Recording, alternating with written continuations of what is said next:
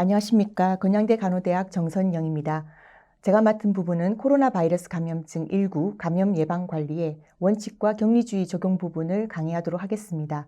이 지침은 질병관리본부의 코로나 바이러스 감염증 19 의료기관 감염 예방 관리 지침 의료기관 이용을 중심으로 해서 준비를 하였습니다. 최근 가이드라인이 계속 변경되기 때문에 이후에 내용이 변경될 여지는 있습니다. 내용은 필수적으로 의료기관이 갖춰야 되는 항목, 그리고 즉각적으로 해야 되는 조치, 그 다음 기본 원칙, 격리주의, 입원 환자와 직원관리 부분을 시작하도록 하겠습니다. 의료기관이 갖춰야 되는 필수 항목은 먼저 코로나19 대책팀을 구성하셔야 합니다. 대책팀에는 감염관리 담당자, 직원 건강관리부서, 환경관리부서, 교육부서 등 의료기관 규모에 따라서 다양한 구성원으로 구성하시면 되겠습니다. 그리고 의료기관 내에 감염관리 담당자를 지정하시고 비상연락체계를 마련하셔야 합니다.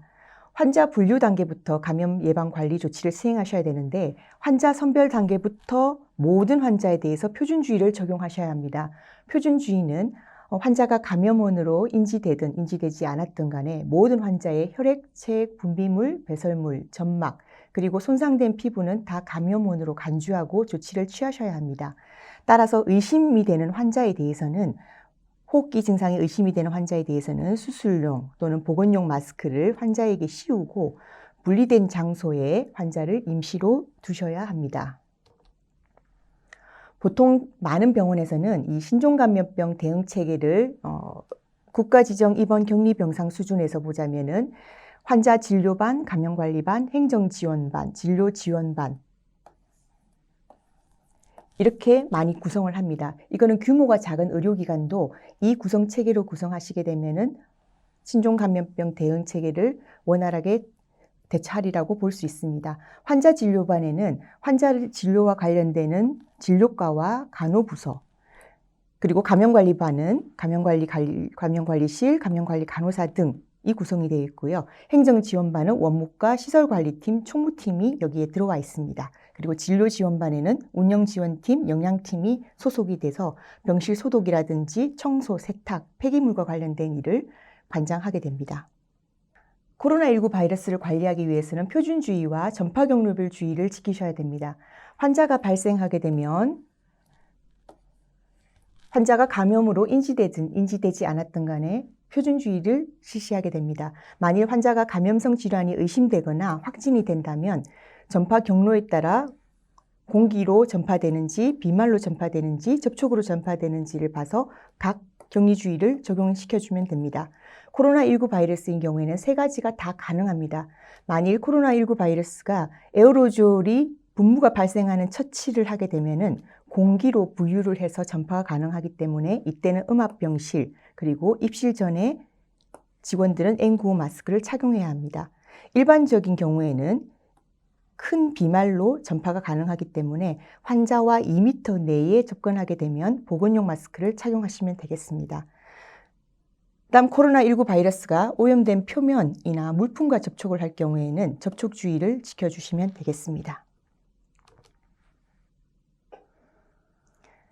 얼마 전에 배포된 지침에 의하면 의료기관의 개인보호 기준은 표준주의와 전파주의별 기준을 준수하게 되어 있습니다. 만일에 의료진이 가게 되는 장소가 고위험 지역인 경우, 이 고위험 지역이라 함은 의료기관의 응급실, 선별진료소, 그리고 호흡기 환자 클리닉입니다.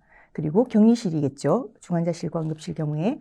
이런 고위험 환자 구역에서 에어로졸이 발생하는 시술을 하는 의료진인 경우에는 개인보호구의 종류가 엄격해집니다. 여기 보시면 마스크의 경우에는 KF94와 동급인 마스크니까 N95 마스크가 여기 포함이 됩니다. 그리고 눈을 보호하기 위한 고글 대신에 안면보호구를 착용하셨어도 됩니다.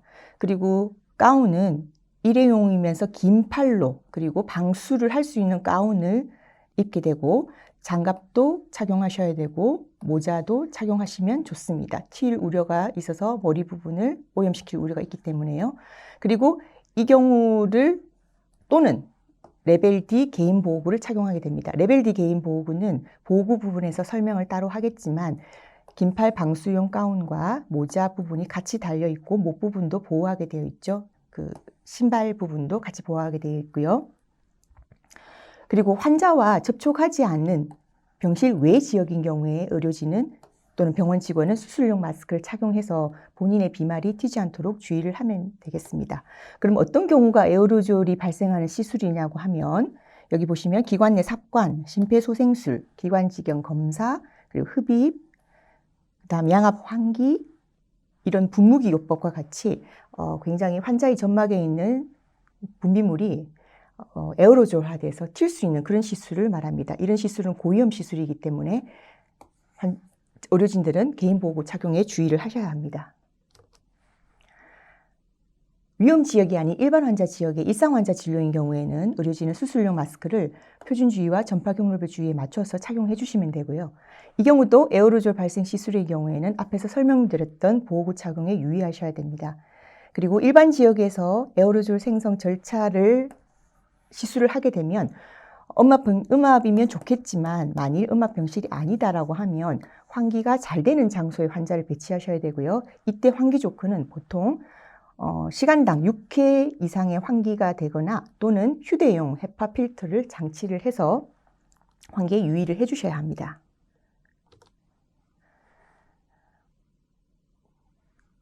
의료진에서 보호구가 얼마나 중요하냐면 만일의 경우 코로나19 환자와 접촉을 했을 경우에 마스크를 착용한 의료진이 마스크를 착용하는 환자랑 긴밀하게 접촉했다고 하면 노출 위험은 낮으면서 자기의 업무가 제한당하지 않습니다. 마찬가지로 보호구를 잘 착용을 한 의료진이 환자의 배설물, 분비물, 이때는 장갑, 가운 다 착용했던 경우겠죠. 이럴 경우에도 마찬가지로 작업 제한을 당하지 않고 본인이 스스로 모니터링을 하시면 됩니다. 또 보호구를 착용하지 않았다 하더라도 내가 환자랑 접촉 없이 간단하게 병실에 입실을 했다. 그냥 아무런 위험 시술을 하지 않았다. 접촉을 하지 않았다라고 하면 이때도 노출 위험이 낮기 때문에 작업 제한을 당하지 않습니다. 당연히 환자와 직접 접촉하지 않거나 분비물, 배설물과 접촉하지 않고 병실에 들어가지 않은 의료진의 경우에는 위험이 없습니다. 하지만 반면 의료진이 개인보호구를 제대로 착용하지 않았다고 하면 이 착용하지 않은 의료진 또는 동일 공간에 있었던 의료진이 굉장히 에어로졸을 일으키는 시술을 했다라고 하면 노출 위험은 굉장히 높죠. 이때는 마지막 노출 14일 동안 업무 배제를 하면서 이제 모니터링을 아주 엄격하게 해야 합니다. 마찬가지로 가운 장갑을 미착용한 의료진이 이런 시술을 했던 경우도 마찬가지가 업무 배제를 해야 되고요. 또 개인보호구를 착용하지 않은 의료진이 마스크를 착용하지 않은 환자와 긴밀하게 접촉한 경우도 위험 요인이 중간이면서 업무 배제를 해야 합니다. 따라서 여기서의 결론은 의료진이 제대로 개인보호구를 착용하지 않은 상황에서 위험 요인이 있는 환자와 의사 환자를 접촉했을 경우에는 14일 동안 본인은 업무를 할 수가 없고 그리고 계속 이제 접촉자가 되면서 모니터링을 해야 되는 상황입니다. 따라서 의료진의 보호구 착용은 매우 중요하다고 할 수 있습니다. 네, 다음은 소독 기준입니다. 소독 기준에 대해서는 굉장히 많은 논란도 있었고 기준도 있고 병원마다 좀 어려우리라고 봅니다. 가장 최근에 가이드라인을 좀 보면요. 응급실의 경우에 만일에 적정 소독을 했다. 이 적정 소독은 권장된 소독제로 모든 표면 소독을 제대로 했던 경우입니다. 이 경우에는 4시간 이상 환기하고 사용을 할 수 있다라고 되어 있습니다. 단 조건은 시간당 6에서 12회 정도 환기가 되어야 합니다. 이 기준으로 보자면 시간당 환기 횟수가 4회일 경우 보시면은 99%의 공기가 순환되는데 69분이 소요가 됩니다. 그리고 이게 12회가 되면 23분으로 굉장히 짧아지게 되는 경우입니다. 따라서 시간당 12회 공기 순환을 기준으로 본다면 30분 경과 후에 1% 미만의 공기만 남고 99%는 이미 순환이 되기 때문에 교환이 됐죠. 따라서 안전하다고 볼 수가 있습니다. 따라서 이런 기준들을 본다 그러면은 응급실을 제대로 소독을 했다라고 하면 4시간 정도 환기 후에 다시 그 응급실을 가동할 수가 있습니다. 그럼 이 환경소독은 어떻게 하면 좋을까요? 이 부분은 세 번째 주제인 환경소독 부분에서 굉장히 자세히 다루겠지만 여기서는 요약으로 간단하게 말씀을 드리겠습니다. 소독은 코로나19 환자에 노출된 환경의 소독제로는 차염소산 나트륨 1000ppm을 권장하고 있습니다. 보통 차염소산 나트륨 저희가 쓰는 락스가 좀 많은데요. 5% 락스를 기준으로 하면 이 5% 락스에는 5만 ppm이 유효염수가 있습니다. 따라서 이 기준으로 보면은 희석 배수가 1대 50이 되는 거죠.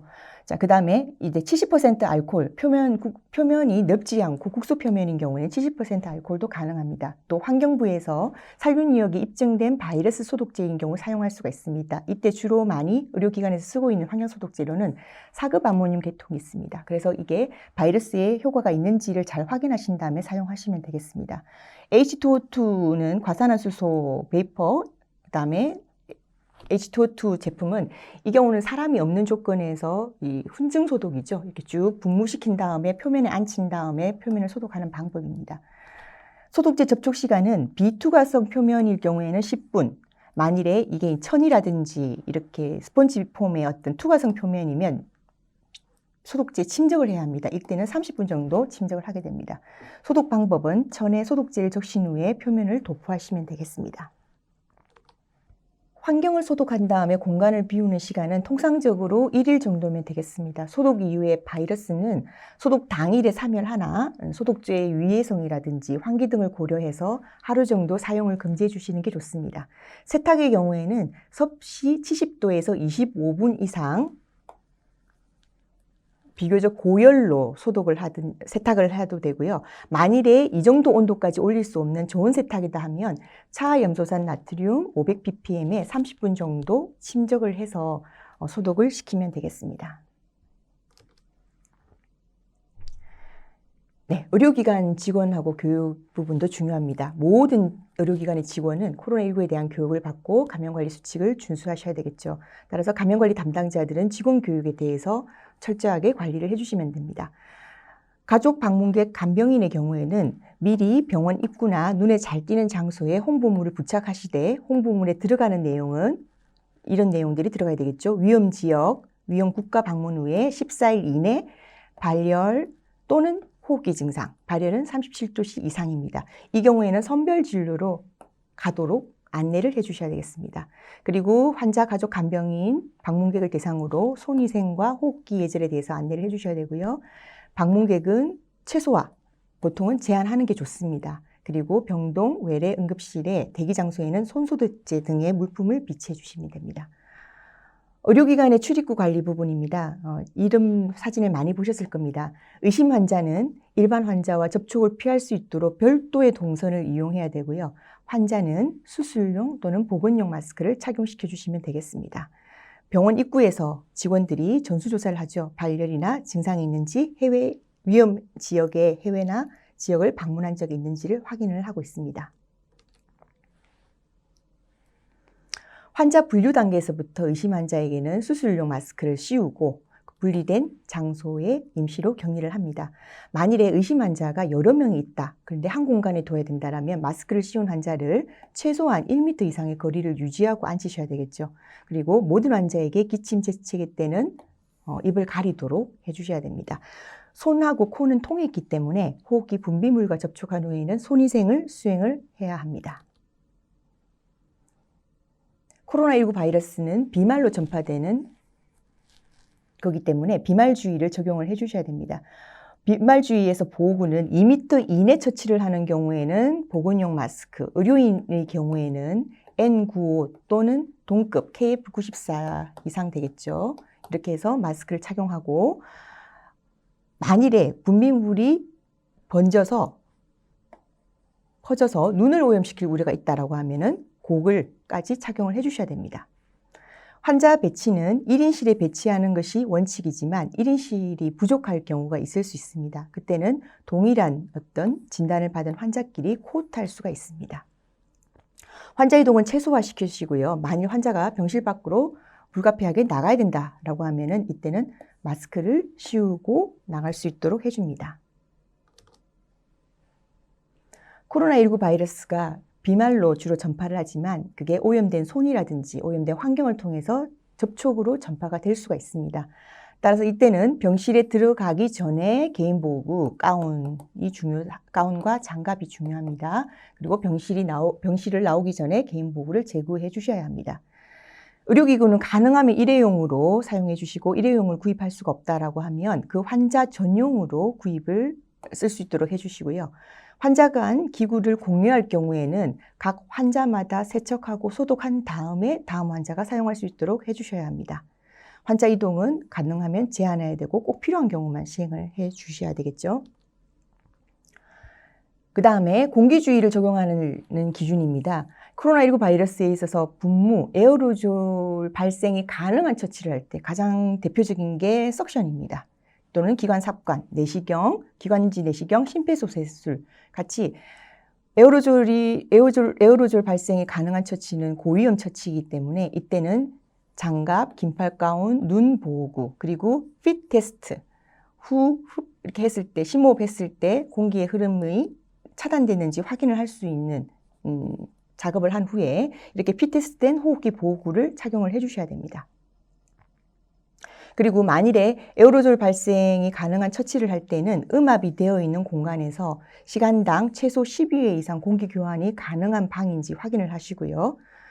그리고 기계 환기를 시작한 후에 환자는 동급의 환기가 가능한 격리실에서 계속 관리를 해 주셔야 합니다. 지금부터는 코로나19 바이러스 감염 관리의 기본 원칙에 대해서 간단하게 설명을 드리겠습니다. 요약하자면은 접촉과 비말주의를 기반으로 체계적으로 감염 관리를 시행하라는 게 포커스고요. 그리고 병원에 코로나 바이러스 감염증 대책팀을 구성해야 되는데 병원장을 위원장으로 해서 사실은 전 부서가 지금 관장하게 되어 있습니다. 주로 감염관리실에서 크게 중심 코디네이터 역할을 하고 있겠죠. 행정적인 요소가 가장 중요합니다. 신속하게 코로나19 감염 환자를 식별할 수 있어야 되고 접촉과 비말주의를 적용할 수 있어야 합니다. 그리고 지속적으로 시설 관리라든지 물품 제공, 의료진에 대한 교육, 그리고 대기 공간에 환자가 과밀화되는 것을 미리 막아야 되고요. 그리고 의료 서비스의 공급과 물품 사용을 체계화할 수 있는 작업이 필요합니다. 의료인의 건강관리도 행정에서 잘 감시를 해주셔야 되고 그다음 원내 이런 감염관리 정책에 대해서 직원들이 얼마나 잘 순응하고 있는지도 위험 요인이 없는지도 모니터링을 해주셔야 합니다. 전반적인 주의사항에 대해서 요약해드리겠습니다. 환자에게 착용하는 보호구는 확진 또는 의심 환자에게는 음압격리실 밖에서는 반드시 수술용 또는 보건용 마스크를 착용시키셔야 되고 의료진이 착용해야 되는 보호구는 손위생하고 그 다음 방호복 또는 긴팔 가운, 일회용 장갑, N95 마스크, 고글호흡 안면보호구를 착용해 줘야 합니다. 이송 직원의 경우에는 손위생하고 방호복, 일회용 장갑, N95 마스크를 착용하되 만일 환자가 기침이나 가래 등 호흡기 증상이 심하다라고 판단이 될 경우에는 고글 또는 안면보호구까지 착용을 해줍니다. 환자 접촉 전에 손위생하고 개인보호구를 착용하고요. 그 다음에 환자 접촉 후에 장갑, 가장 오염 부위가 많은 장갑과 가운을 탈의한 후에 손위생하고 얼굴 부분에 있는 보호구를 탈의를 하고 그 다음에 손위생을 합니다. 일반적으로 고글하고 N95 마스크 탈의 사이에 손위생을 한 번 더 하기도 합니다. 손위생은 환자 접촉 전후 그리고 환자의 혈액, 체액, 분비물, 배설물, 오염물질과 접촉하였거나 환자의 주위 환경과 노출된 경우에 모든 경우에 시행을 합니다. 저희가 일반적으로 알려져 있는 WHO의 5 모먼트에 다 손위생을 시행해야 됩니다. 오염물질이 묻은 경우는 반드시 물과 비누로 제거를 해주셔야 되고 육안으로 보이는 오염물질이 없다라고 하면 알코올 손소독제를 사용할 수 있습니다. 물과 비누를 이용하는 경우에는 40에서 60초, 그리고 알코올 손소독제를 이용할 경우에는 20에서 30초, 마를 때까지 손을 비벼주시면 되겠습니다. 일반적으로 손위생 방법은 손바닥과 손바닥 사이를 마주대고 문지르고 손등과 손바닥 사이, 그리고 손바닥을 마주대고 손깍지를 껴서 손가락과 손가락 사이, 손가락을 마주 잡고 문질러주고 그 다음에 엄지손가락 부위도 주의해서 닦아주셔야 되고요. 그 다음에 손바닥 부분과 손톱 요 사이도 같이 문지르면서 깨끗하게 해주시면 되겠습니다. 개인보호구 착용 원칙입니다. 개인보호구는 격리병실을 출입할 때마다 교체하는 것이 원칙입니다. 근데 다만 의심 환자나 확진 환자가 많아서 코호트하는 경우에는 환자마다 보호구를 교체해 줘야 됩니다. 교체하는 보호구 종류는 환자의 접촉 범위에 따라서 보통 장갑이나 앞에 있는 가운 부분은 다 교체를 해야 되겠죠. 그다음 개인 보호구는 병실에서는 착용해서는 안 되고 별도로 준비된 공간, 전실에서 완벽하게 입고 그리고 입실 전에 착용 상태를 다시 한번 확인한 다음에 들어갈 수 있도록 해주셔야 됩니다. 에어로졸이 발생하는 상황에서는 격리실에서 시행할 수 있도록 해주셔야 되고요. 이 격리실은 헤파 필터가 설치된 음압 격리실에서 하는 것이 원칙인데 만일에 이런 음압 격리실이 없다라고 하면 부득이한 경우 외부와 환기가 잘 되면서 전체 공조와는 독립된 공간에서 시행이 됩니다. 보통 병원 공조는 바깥에서 공기가 한 30%, 병원 안에 내순환되는 공기가 70%가 섞여서 공조가 됩니다. 이 경우에는 이거를 차단하고 100% 외기로 순환할 수 있게끔 해주셔야 되고 이 전체가 내부로 다시 순환되지 않고 바깥으로 배기될 수 있도록 시설과랑 긴밀하게 협조해서 이 공조를 관리해 주셔야 합니다. 그리고 이때 의료진 보호구는 우리가 할 수 있는 개인 보호구는 다 해야 되겠죠. 방호복 또는 전신 가운, N95 마스크, 장갑, 모자, 고글 있고 그리고 N95 마스크 대신에 비품이 가능하다면 PAPR을 사용하기도 합니다. PAPR은 여기서 보면은 0.3 마이크로미터의 에어로졸 입자를 99.97% 걸러낸 공기를 주입을 해서 의료진들이 편하게 숨을 쉬면서 일을 할 수 있도록 장시간 간호나 시술 시 적합한 장치입니다. 만일 이걸 구입하기가 어렵다라고 하는 경우에는 N95 마스크를 착용을 해서 의료인을 보호하면서 에어로졸이 있는 시술을 해주셔야 됩니다. 시술할 때는 반드시 문을 닫아야 하고요. 그리고 환경관리는 시술이 끝난 다음에 시간당 12회 공기 순환을 기준으로 본다 그러면 30분 정도 뒤에 1% 미만의 공기가 남게 되기 때문에 30분 후에는 사용이 가능합니다. 그리고 그 주변은 다 모두 환경 소독 지침에 따라서 차염소선 나트륨 1000ppm 또는 다른 바이러스를 제거할 수 있는 소독제로 10분 정도 노출시켜서 환경을 소독해 주셔야 되겠습니다. 상황별로 개인 보호구 권장 범위를 알아보겠습니다. 상황에 따라서 의료인이 병원 직원이 착용해야 되는 개인 보호구의 종류를 제시한 표입니다.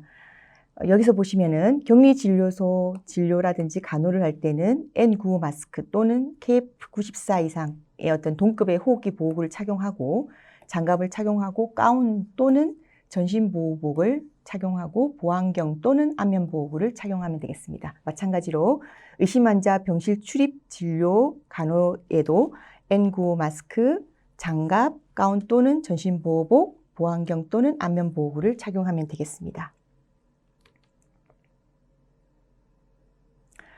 에어로졸 생성 처치라든지 호흡기 검체 채취 이 부분으로 호흡기 보호를 위해서는 N95 동급의 호흡기 보호구 또는 PAPR 전동식 호흡기 보호구 둘 중에 이제 가능한 장비를 사용하시면 되고요. 그리고 전신 보호를 위해서는 장갑을 다 착용하시고 가운 또는 전신 보호복을 착용하시면 되겠습니다. 그리고 눈 보호를 위해서 보안경 또는 안면 보호구를 착용해야 되겠죠.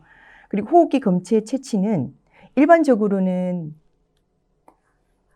N95 마스크를 착용하는데 만일에 인공호흡기 환자의 호흡기 검체 채취, 굉장히 에어로졸화된 게 많이 분비가 될 때는 PAPR을 착용하는 것이 좋습니다. 다음 검사관리 부분입니다. 영상검사는 가능하면 이동실 촬영기기를 사용하고요. 그리고 이 촬영하는 방사선 기사는 손위생하고 개인보호구를 잘 착용한 다음에 검사를 시행합니다. 개인보호구는 방호복 또는 긴팔가운, 일회용 장갑, N95 마스크, 고글 또는 안면보호구를 착용합니다. 그리고 장비도 사용하고 난 다음에는 기구소독, 환경관리 소독과 마찬가지로 참조해서 표면 접촉으로 소독제를 10분 정도 접촉해서 소독을 하면 되겠습니다. 환자 이송 부분입니다. 이송요원 보호구는 손위생하고 그다음 방호복, 일회용 장갑, N95 마스크를 착용하시면 되겠습니다. 만약 환자가 기침 또는 호흡기 증상이 심할 때는 고글이나 안면 보호까지 지침에 따라 잘 착용을 해 주셔야 됩니다. 진단검사로 호흡기 검체를 채취하는 경우가 있습니다. 이것은 에어로졸을 생성할 수 있는 시술이기 때문에 지침을 잘 따라 주시고요.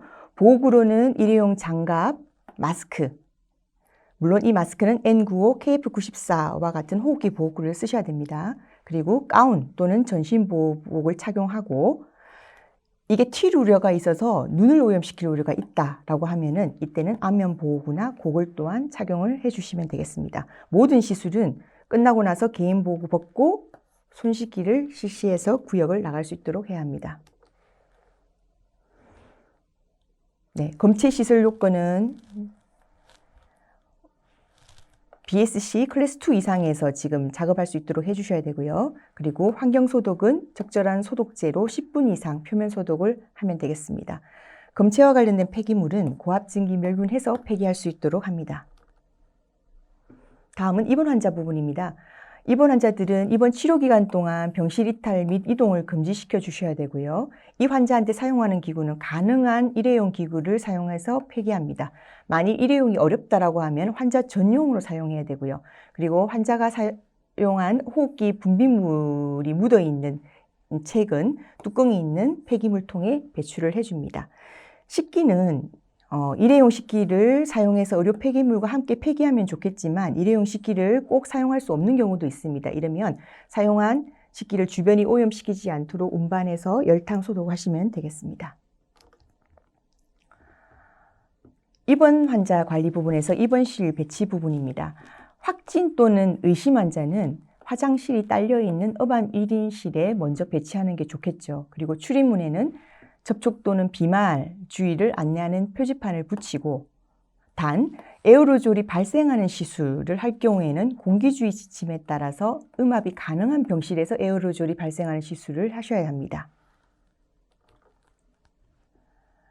최근에 코로나 바이러스 감염증 19 확진자가 병원 내 의료기관 내에서 발생하는 경우가 많습니다. 이것 때문에 최근에 이제 가이드라인이 나왔고요. 이때 병상 배정 원칙을 보면 만일에 확진자인 경우 어떻게 할 것인가? 원칙은 이 확진자를 위한 병실 배정은 개별 화장실이 있는 음압 1인실이 원칙입니다. 다만 음압 1인실이 그 병원에 없다면 음압 다인실로 두 번째 2순위로 환자를 배치하고 만일 음압 다인실이 없다면 일반 1인실까지 고려를 하셔야 됩니다. 이때 일반 1인실은 최대한 확진자 또는 의사 환자 병실의 공기가 병원 내에 다른 공간으로 이동되는 것을 차단하기 위해서 외기 100%로 급기를 시키고 전체적으로 다 배기하는 방식으로 공조를 전환해야 합니다. 그래서 이건 시설팀과 꼭 확인이 필요한 부분입니다. 일반 1인실이 없다면 일반 다인실로 환자를 배치하고요. 일반 다인실로 배치할 때는 일반 환자 동선과 완전 분리시키셔야 됩니다. 그래서 병동을 따로 둬서 확진 환자들에 대해서 다인실을 가능한데 다만 확진자 그룹과 의사 환자 그룹을 같이 두면 안 됩니다. 따라서 이 두 그룹은 분리시켜서 의사 환자 중에서 확진으로 될 경우에는 확진자 그룹으로 다시 병실을 배치를 해야 되겠죠. 확진 환자가 일반 병실에 입원할 경우에는 더 신중하셔야 됩니다. 한 병동 한 층을 독립적으로 운영하는 것이 좋습니다. 이때 공조는 병원 내 다른 곳으로 순환되는 걸 막아야 되기 때문에 외기 100%로 급기하고 전배기 방식으로 전환을 시켜주셔야 됩니다. 만일에 일반 다인실이 없다 그 병원에 그러면 한 층의 모든 병실을 이용해야 되기 때문에 층별로 구분을 지어주셔야 됩니다. 이때도 마찬가지로 공조가 다른 데로 순환하지 않도록 주의해 주셔야 되겠습니다. 이런 가이드라인이 나온 이유는 음압 1인실이 있으면 좋겠지만 음압 1인실 환자가 많거나 또는 의료기관의 상황에 따라서 음압 1인실에 확진자를 배치하지 못할 경우가 발생할 수가 있습니다. 그러면 당황하지 마시고 이런 원칙에 의해서 환자를 배치해 주시면 되겠습니다.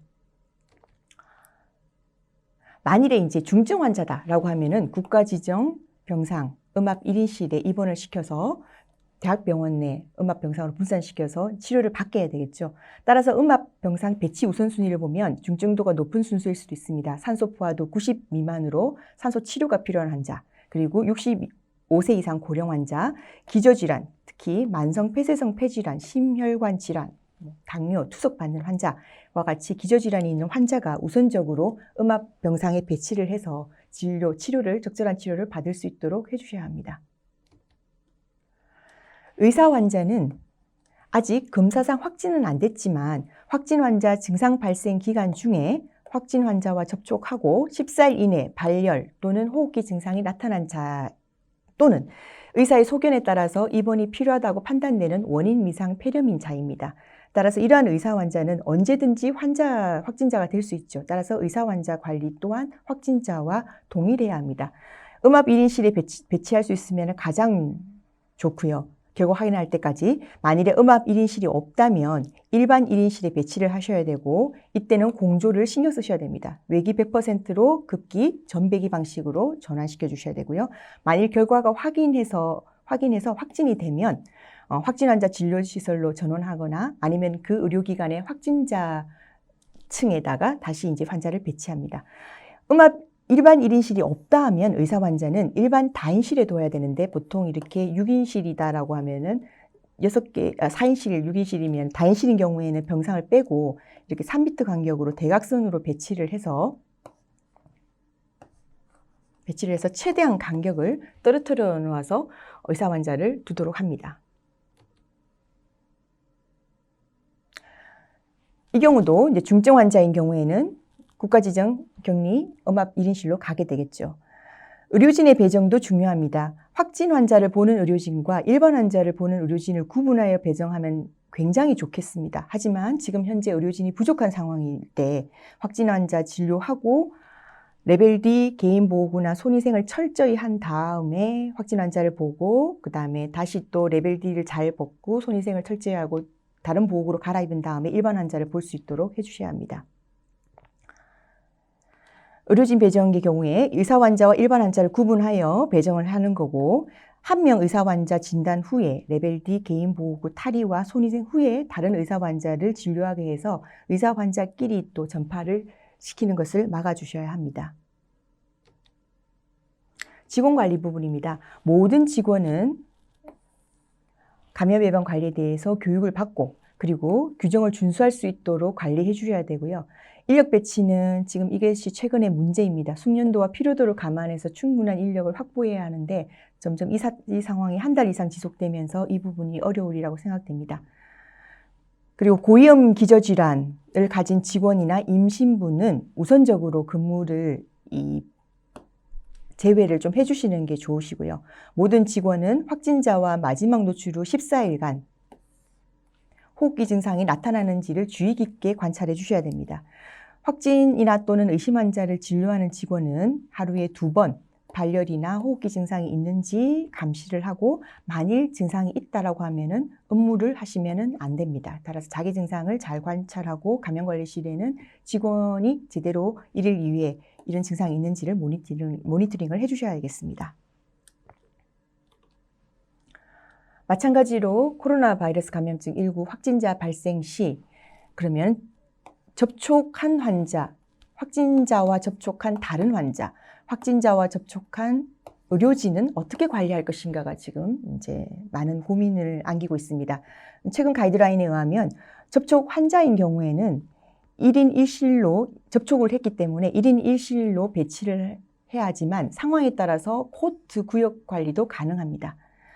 해당 구역 내에 추가 입원이라든지 방문은 제한해 주시고요. 그리고 이 구역 내에 모든 사람은 마스크를 착용을 해주셔야 됩니다. 환자나 의료진 다 마찬가지.